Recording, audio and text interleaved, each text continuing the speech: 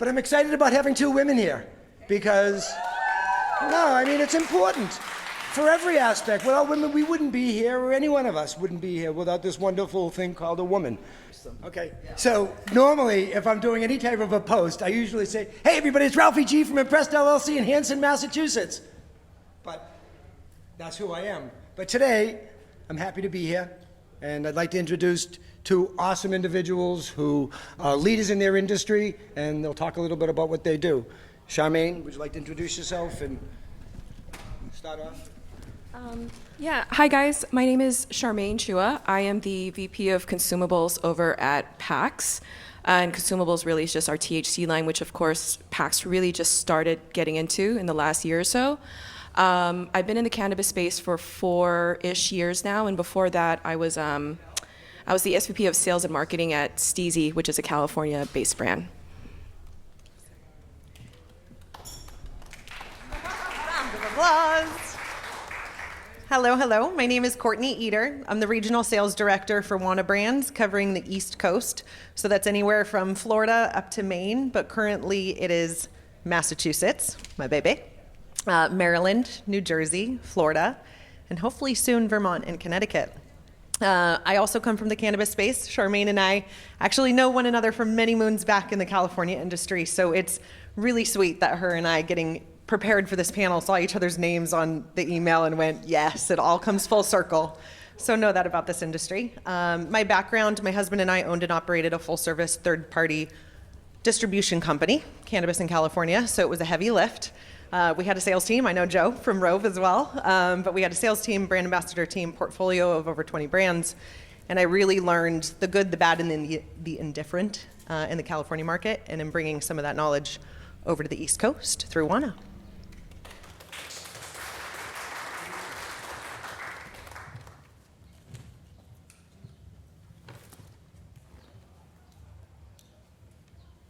Testing. So thank you for that.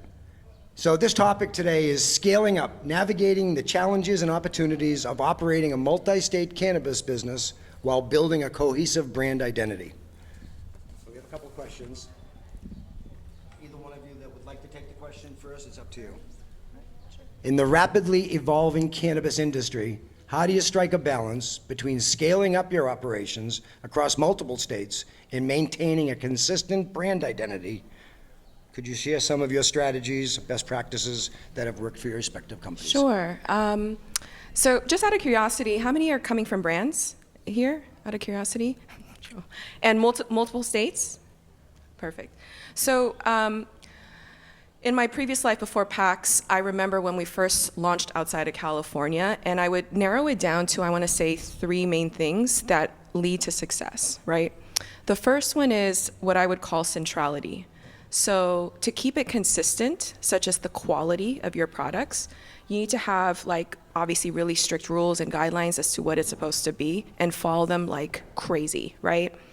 And so I think it's very easy for the local markets and the sub-segments, if you will, to want to do it their own way. They're going to insist they're going to want to do it their own way. And it's not to say you can't accommodate that too, but I think to keep the brand intact, the brand integrity intact, you have to have some centrality to what it's supposed to be, right? Which now leads me to the second piece, which I would say is the SOPs that come from that. I remember my first year, honestly, every day, we were just joking about this. We write SOPs every day.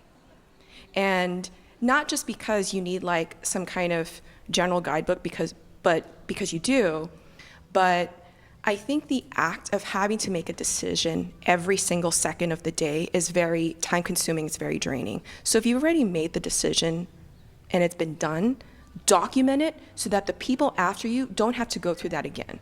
You're gonna want them to use their energy for something brand new, right? So I am huge on SOPs. And then I think the third thing I would say is you need really good people that are relentless about success. Right? This industry is so gnarly, and it's not for the weak of heart, we'll say, right? So you want someone who's gonna go through every obstacle and just destroy it and bulldoze it and get to the next one, and not be too upset that it didn't go the right way, because again, perfectionism is not really available right now in this space. But I'm a huge fan, again, of really, really good people that care a lot about success. Well said. Absolutely. So I hear the question is two parts, really, and I think the first part is how do you expand quickly? And the second part, how do you maintain brand identity? And WANA has excelled at expanding quickly by being what we would call an asset-light model. So we're not investing in buildings, infrastructure, licenses in each state that we expand to outside of Colorado. We're instead relying on what's considered a licensing model. So we locate a key producer in state. It's a pretty deep vetting process. We find somebody that we're in alignment with, which happens to be Temple Hill Collective in the back from Massachusetts. Hello, hello. Wonderful partners there. But that allows us to be nimble and move quickly because, just as Charmaine said, this business isn't for the faint of heart, and just the act of waiting for those licenses, which you know, can be overwhelming. So I would say that's where we expand quickly. How do you maintain the brand identity, though, if you're working through third-party partners? WANA is now in 15 states. We're in conversations with 7 more. We're in 9 Canadian territories in Puerto Rico, so they have expanded, right? Pretty well. When we were expanding, so Colorado's the home state, started in 2010. Any market outside of Colorado, we call a market expansion state, okay? So if you're asset light and you're using a licensing model, typically you'd rely on your partner in state to handle the sales and the brand identity piece. What can happen, though, is you get lost in somewhat of a portfolio of products that they're producing. So how do you maintain the brand identity? Originally, WANA's thinking was, let's invest in what's called a field marketing manager. We have ours in the back. Hi, Shane. Our field marketing manager is focused on events, pop-ups, consumer activations, and really keeping the WANA messaging strong, and is trained in depth on all of WANA's innovation, so can really show up as that educating piece. Massachusetts was the second state out of all of those that I listed where WANA invested in a sales team. Hi, sales team. We're back there. All right, and after they evaluated, hey, what's different about Colorado where we started and Massachusetts where we grew to out of these 15 states, it was we invested in a sales team, right? And so in addition to the historic field marketing manager that we had in each state, we also layered in an SBM is what we call them, or a sales brand manager. Now the sales brand manager, Emily, hi, New Jersey, layers in with our third-party partner in state who's producing the products to really break the product out or break WANA out from the portfolio and be able to speak to our retail partners about what makes it different and really keep the retailer engaged versus selling a portfolio of products. So I would say that's the recipe on what's worked really well for WANA. In addition, I'm going to piggyback a little off of what Charmaine said, which is formulation.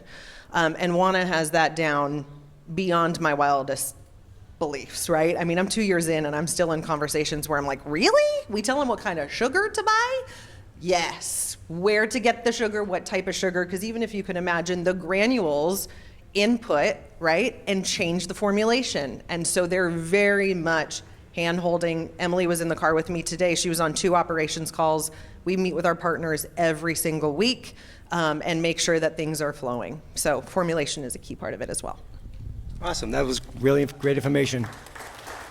And as a cultivator, you know, you've got to do the right thing for the plant. So fire in, fire out. So anything that these folks are putting into their brands, you know, you have to have a good quality product that goes into it first. So that's a wonderful thing. So we have another question.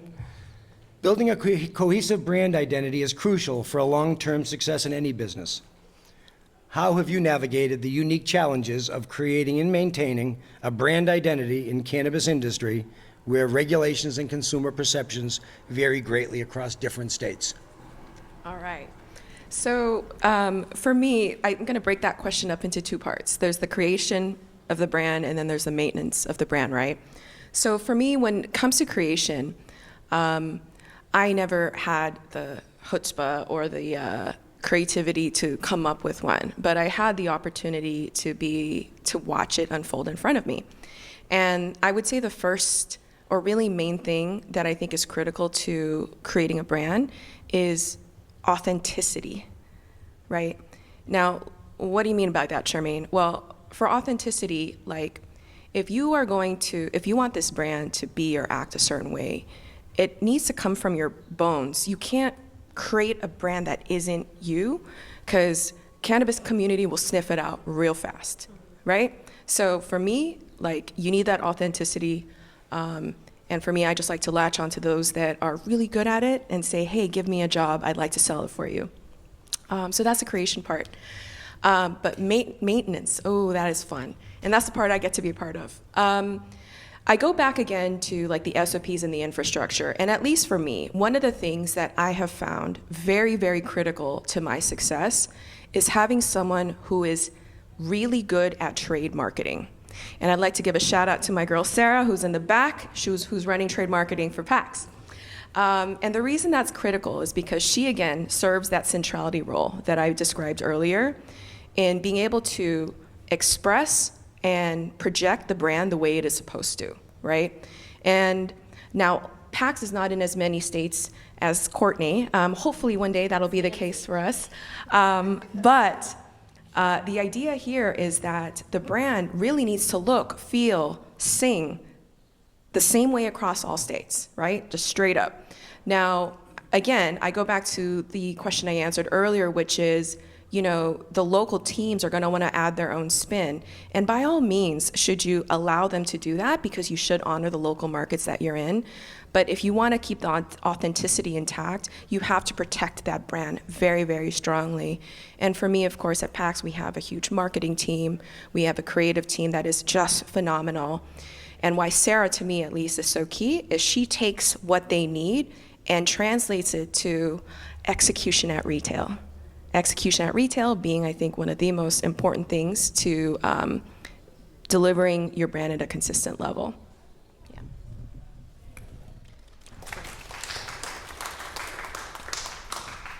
Awesome.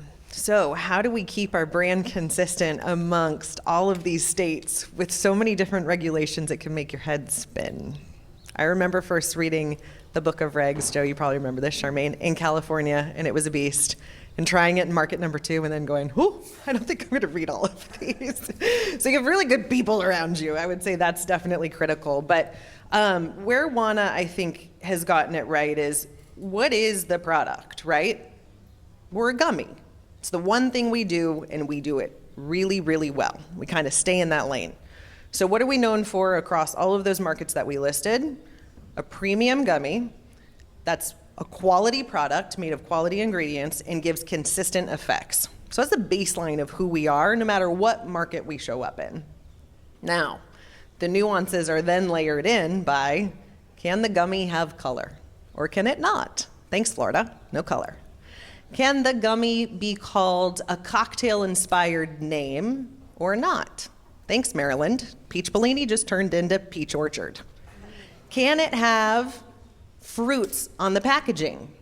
Nope. Some states it looks too child-friendly. So you will see variances historically in WANA's products from 2010 up until 2023 on, we'd use a calyx container, but it might have slight variations even when you open the product, right? If it was a clear gummy. Our marketing team spent a lot of time and work looking and saying, can we take all of these regs across all markets, and what's the common denominator amongst all, and how similar can we get that package to look? So I'm very excited to announce that we just launched our rebrand in Massachusetts, which will give you a look and feel of what that packaging will look like long term. So I think it starts with who you are and being able to deliver that in every market, and then just getting really, really flexible on how it shows up. Emily and I were chatting today. WANA has a variety of 96 SKUs. We have 15 in Massachusetts, but some markets have 10 milligram gummies, some are 5, some have high dose medical, right? So that's where you get your pivots. Now that you have the core of the gummy and the product, now your sales team, your people, your tribe, who each of them have their own connection to the plant. I would say, and that's like a key component for WANA, is our team, everybody's had a personal experience. And much to your point, is why you work so hard and drive the brand mission, because maybe it's changed your life, maybe it's changed somebody else's, but really finding the right people on your team to help bring those messages to life. That's wonderful. Teamwork is everything. Thank you for It that. is. Yeah. Yeah, it is all about teamwork. And again, being a cultivator, hopefully you know how much it takes to grow these beautiful little girls up into wonderful flowers that we can all consume. So it takes a lot of work, right? We do a lot of singing. We're very, we're creative, thoughtful, and kind at Impressed LLC. So it's important for the flower. That's why she comes out so nice. So we have another question. As cannabis, so I am so high right now, I just want you to all, I said it earlier, I just keep getting higher. I'm not even sure if that's the right strain I'm on right now, but my gosh, I'm really, and I'm trying to think, the questions are fairly long for a high guy to read. Anyhow. As cannabis legalization continues to expand across the United States, more companies are entering market, resulting in increased competition. How do you differentiate your brands in such a crowded space? Can you give us some examples? For sure. So let's see. I've only obviously worked for 2 brands. And when I think about the first brand I worked with, what I really loved about what we did there was we were unapologetically recreational. Like, that's what my previous brand was about. And I think, I'd like to think we were one of the first back then when Steezy launched. And I want to say others followed. But it goes back to the authenticity that I mentioned a moment ago, right? And now, when I look at PAX, which is a completely different vibe, and one that I think is going to cater exceptionally well to the growing market that is starting to try weed, probably was already consuming it on the regular, but was a bit, we'll call it shy about it. And I think PAX is an excellent proposition. And so when I think about those 2 brands and my experiences with both of them, they have both been very steady and specific to what they want it to be. And for the new brands that are trying to come in what space you want to take up in this world, or in the spectrum of cannabis brands, I think it goes back again to the authenticity of what you want it to represent. Like, are you in fact trying to go after people that are 40 and older, right? Let's say we wanted soccer moms, just for example. Hopefully you will create a brand that really resonates and connects with that consumer group. But more importantly, are they going to, is their anticipated purchasing patterns going to be enough to get you to the revenue goals that you want, right? Because you have to marry the authenticity of the brand you're trying to create with, is it going to actually bring the revenue dollars that you're looking for? And sometimes it won't work. So you have to pivot and think, all right, well, what will work for this group? And are you going to go for volume? Are you going to go for price? But again, I'm speaking on behalf of revenue because that's all I think about. But again, it truly goes back to the brand. And when you're trying to differentiate, I just hope all of us do it really, really well and that it translates to revenue dollars. That's awesome.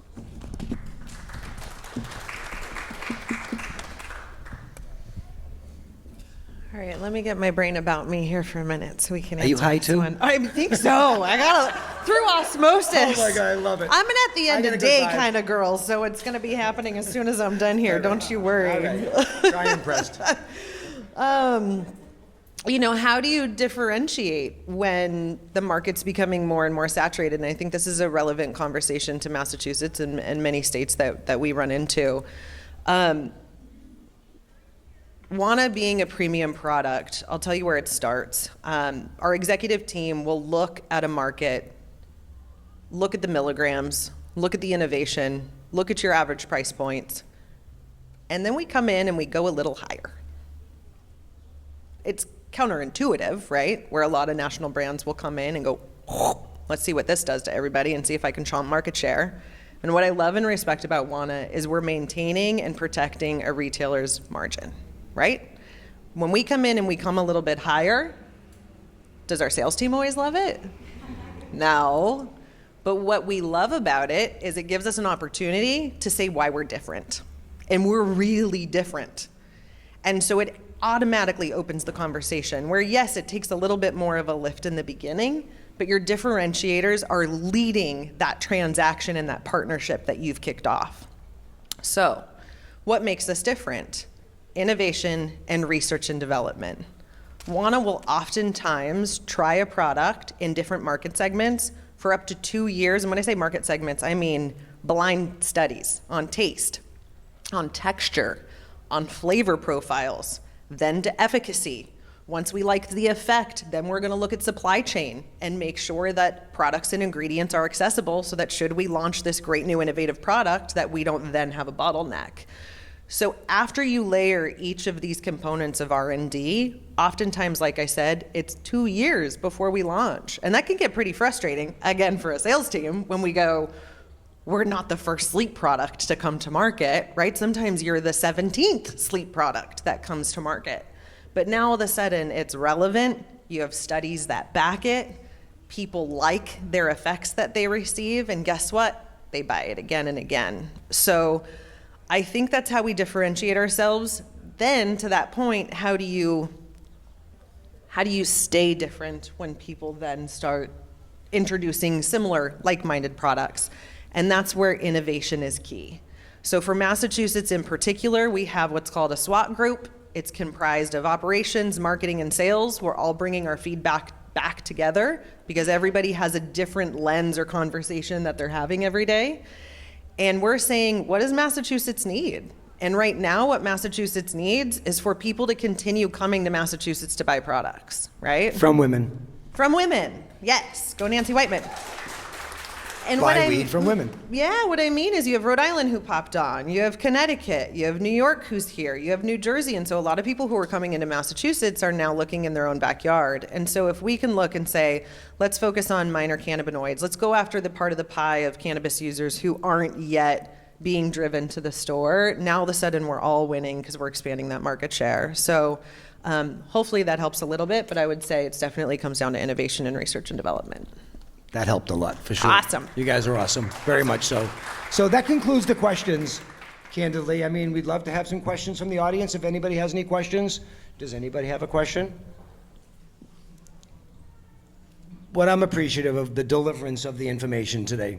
The two of you did a wonderful job of explaining the questions, first of all, and the engagement of the audience. I mean, I appreciate just being here together with you and interested enough to know a little bit more about your brands.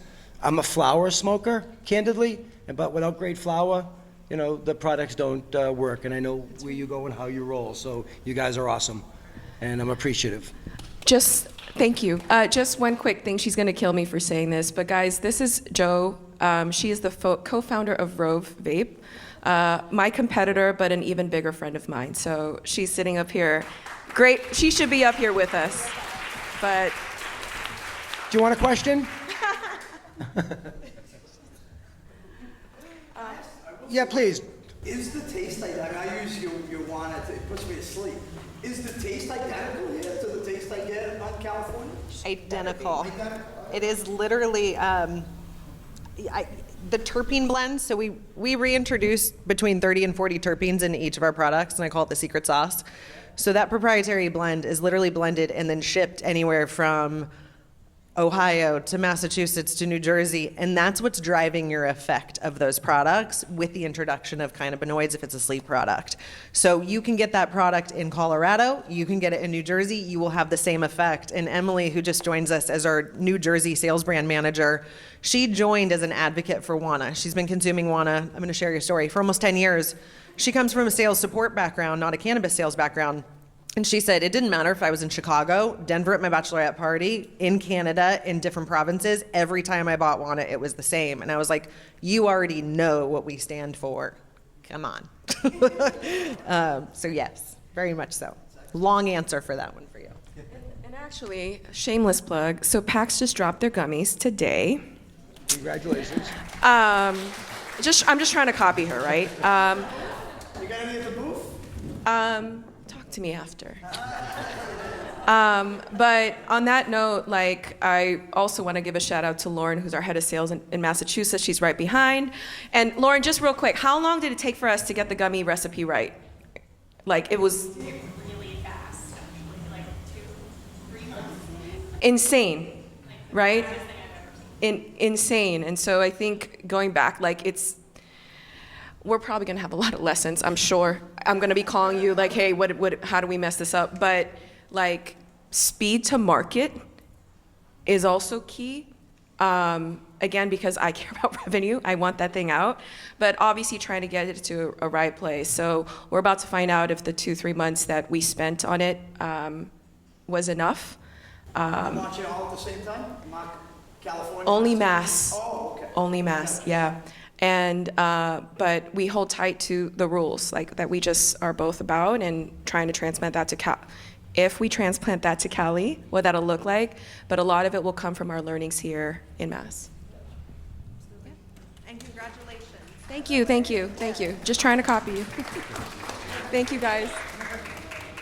Thank you, guys. Thank you. That concludes the panel 3. Thank you for being here. Thank you, everybody.